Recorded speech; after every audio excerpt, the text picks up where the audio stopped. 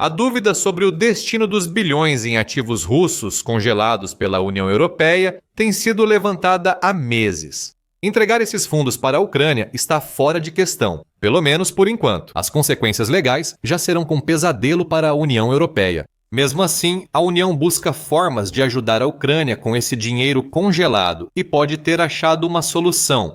Europa criou um plano para a Ucrânia que pode enfraquecer permanentemente a Rússia. No entanto, esse plano está longe de ser perfeito e ainda pode enfrentar oposição daqueles que deverão executá-lo. Em 8 de dezembro, o Kiev Post noticiou que a Comissão Europeia encontrou uma forma de usar os 210 bilhões de euros em fundos russos congelados na União Europeia para ajudar a Ucrânia. Segundo a Comissão Europeia, esse dinheiro pode ser transformado em um empréstimo emergencial para a Ucrânia, e ele será garantido por algumas das maiores e mais prósperas nações da União Europeia. Segundo o veículo, França, Alemanha e Itália estarão entre esses garantidores. Segundo o novo plano, as cotas de garantia terão como base a renda nacional bruta, e não o país que possui os ativos russos congelados. A ideia do novo plano é simples, embora ainda haja oposição ao uso dos ativos para financiar um empréstimo à Ucrânia. O plano pretende colocar a maior parte do ônus de garantir o empréstimo sobre as maiores economias da União Europeia. Tudo se resume ao risco e a quais nações estão mais preparadas para lidar com ele.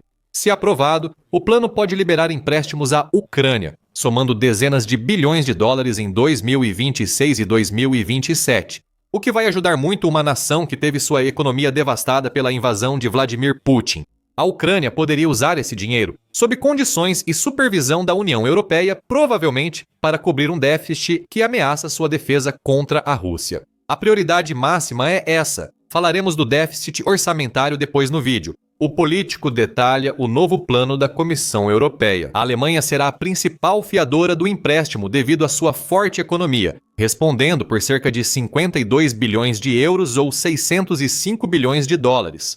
Isso representa quase um terço do empréstimo total, de 165 bilhões de euros, cerca de 192 bilhões de dólares, segundo o político. Ainda há dezenas de bilhões de dólares em ativos russos congelados, o que pode indicar duas opções. A Comissão Europeia quer manter o dinheiro reservado para devolver à Rússia caso Putin vença na Ucrânia. Ou esse dinheiro será mantido e investido nos próximos anos, sendo parcialmente usado para garantir os empréstimos já existentes do G7 à Ucrânia. A Ucrânia pode buscar novo empréstimo caso a invasão de Putin se prolongue e cause sérias dificuldades financeiras. Após o empréstimo inicial, o político também discute como o empréstimo será pago à Ucrânia. Já foram destinados 115 bilhões de euros, cerca de 133,8 bilhões de dólares, para financiar as defesas da Ucrânia. Isso é enorme para a Ucrânia, especialmente agora que está se beneficiando do programa Prioritized Ukraine Requirements List, ou Prioritized Ukraine Requirements List, apoiado pelos Estados Unidos. Pelo programa, a Ucrânia pode adquirir armas dos Estados Unidos da América por intermédio de países da União Europeia, que fazem as compras.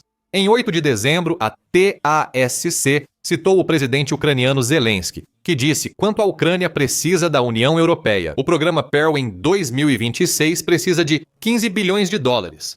Este ano tínhamos déficit de 15 bilhões de dólares, mas os Países Baixos doaram 700 milhões hoje.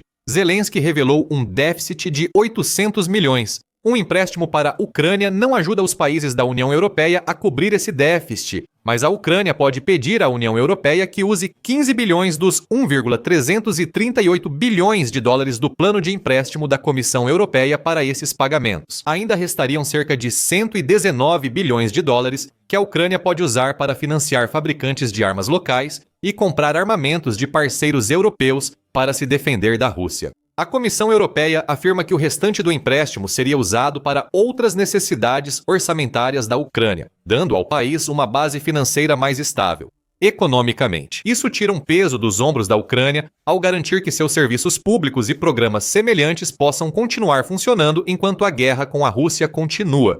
A Político também cita os 45 bilhões de euros restantes, aparentemente referentes ao valor já mencionado, reservado pela Comissão Europeia, além de dar dinheiro russo à União Europeia para guardar. Em qualquer dessas situações, os cerca de 523 bilhões de dólares restantes seriam usados para pagar vários empréstimos concedidos à Ucrânia pelo Grupo dos Sete em 2024. A Ucrânia também não receberá todo o dinheiro de uma vez. Os fundos serão distribuídos em 6 parcelas ao longo do ano, de acordo com as apresentações da comissão, informa o Político. Medidas de controle seriam adotadas para impedir que criminosos fiquem com o dinheiro. No que diz respeito aos gastos com defesa, por exemplo, isso incluiria garantir que os contratos e os planos de gastos sejam aceitáveis para a comissão. As menções a mecanismos de controle e equilíbrio são importantes, pois a Ucrânia esteve em controvérsias recentes.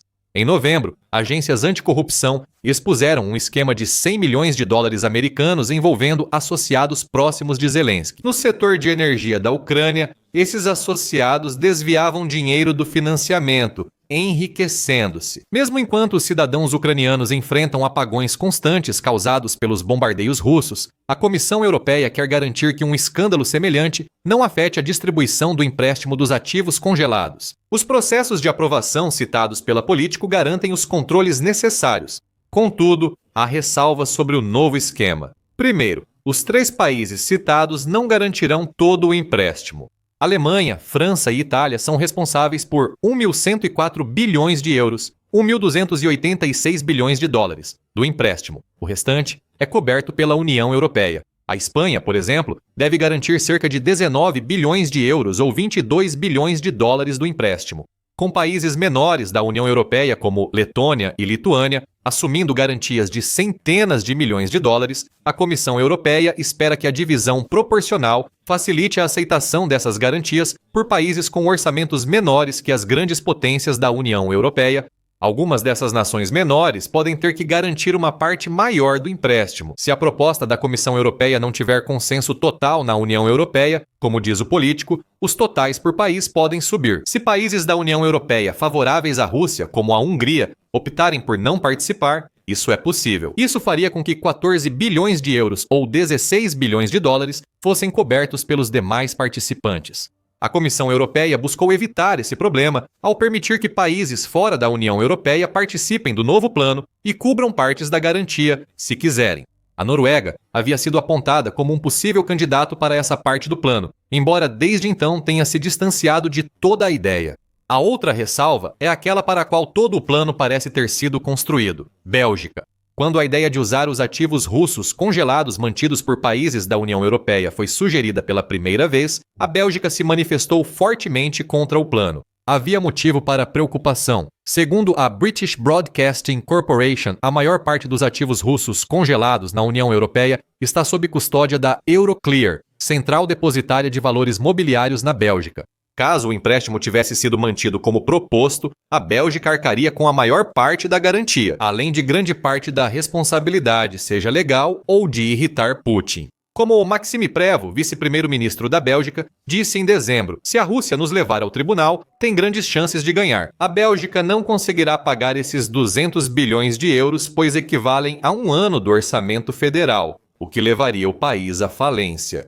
A Bélgica não podia correr esse risco. O chanceler alemão Friedrich Merz reuniu-se com o premier belga Bart de Wever em 5 de dezembro para discutir a questão, ressaltando as preocupações da Bélgica.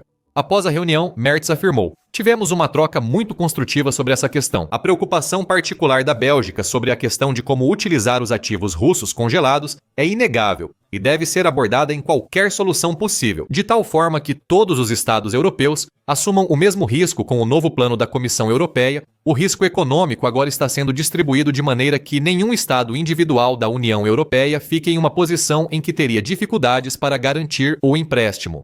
Isso pode ser suficiente para que a Bélgica dê sinal verde para o plano. E se isso acontecer, e as outras nações da União Europeia aprovarem o plano, as 2 principais ressalvas não seriam um problema.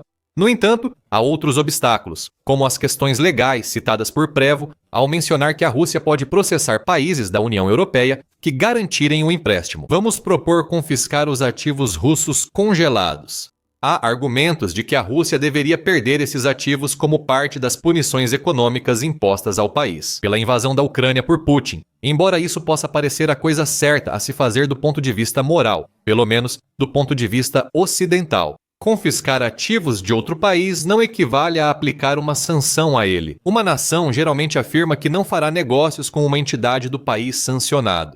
Isso já é legalmente complicado, segundo a Biblioteca da Câmara dos Comuns do Reino Unido. Ela diz que quaisquer sanções que uma nação adote fora do Conselho de Segurança das Nações Unidas têm uma relação complicada com o direito internacional. Sanções podem ser exercícios legais da soberania ou violações do direito internacional, conforme sua natureza e justificativa.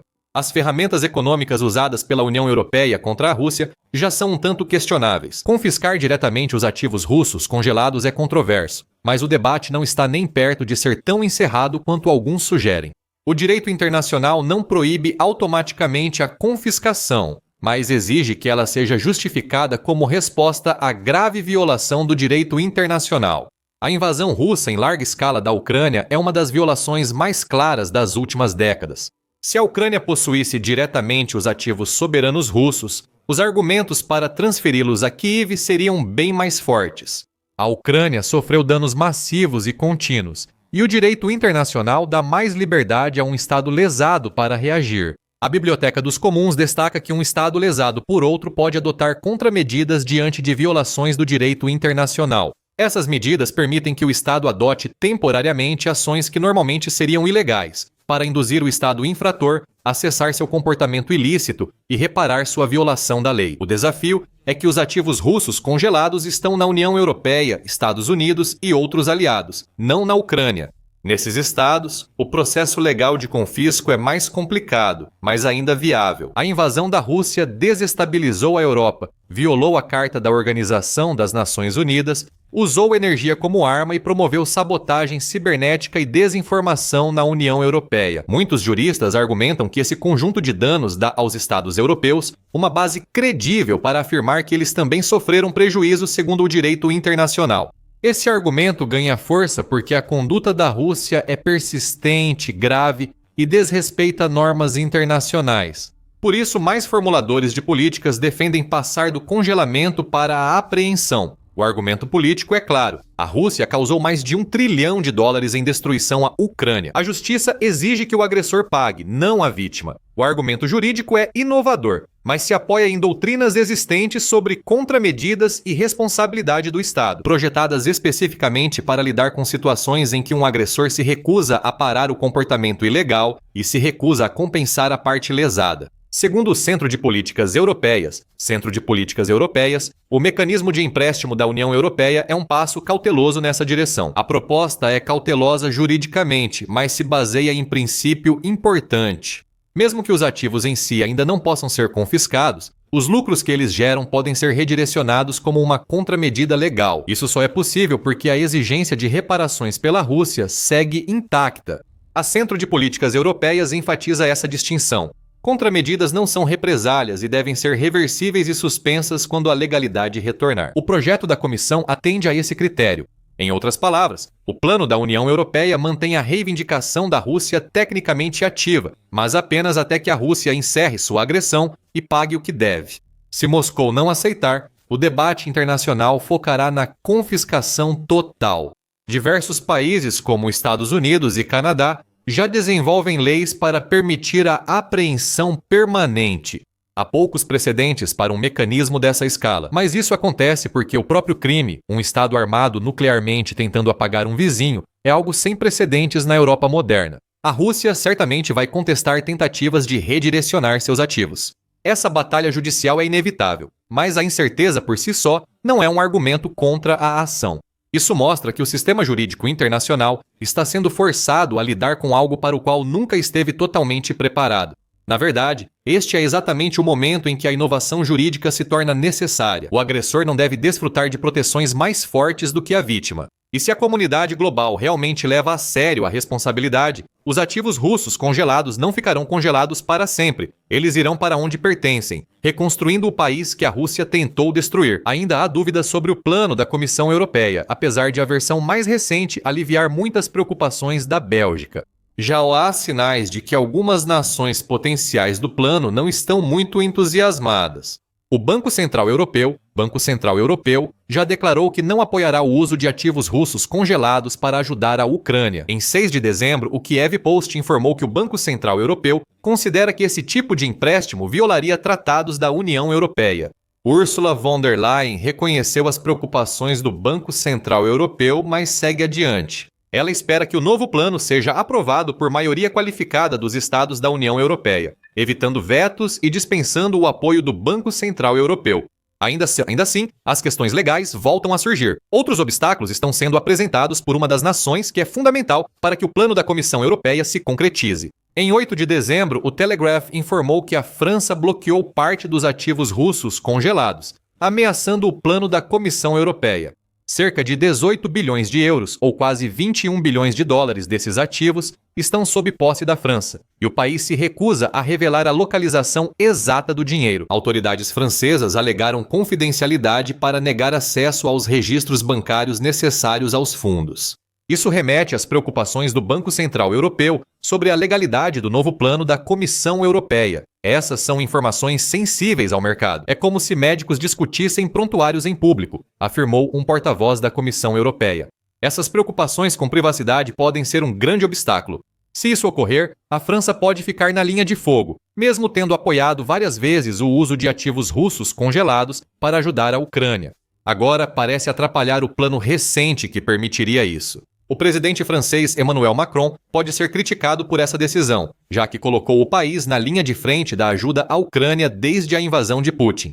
Ele terá que defender a decisão do país, e preocupações com privacidade podem não convencer parte da União Europeia. Países fora da União Europeia também manifestaram preocupação com o plano da Comissão Europeia.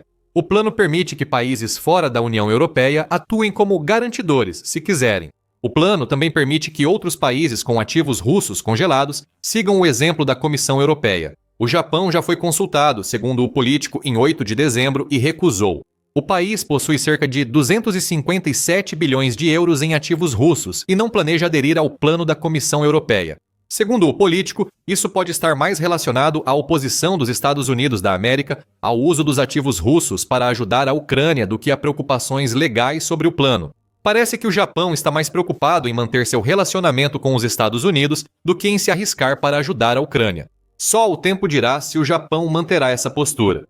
A Rússia respondeu às deliberações sobre os planos da Comissão Europeia da única maneira que sabe, com zombaria e ameaças vagas. Em 4 de dezembro, poucos dias antes do anúncio do novo plano, a Reuters informou. A porta-voz do Ministério das Relações Exteriores da Rússia, Maria Zakharova, afirmou: ações ilegais com nossos ativos terão resposta. Já estão em andamento preparativos para contramedidas caso ativos da Federação Russa sejam realmente roubados e apreendidos. As contramedidas citadas podem ser desafios legais, não ataques diretos. Uma preocupação para a Comissão Europeia e a Ucrânia é que a Rússia pode realmente ter uma base legal sólida para contestar o novo plano da Comissão Europeia.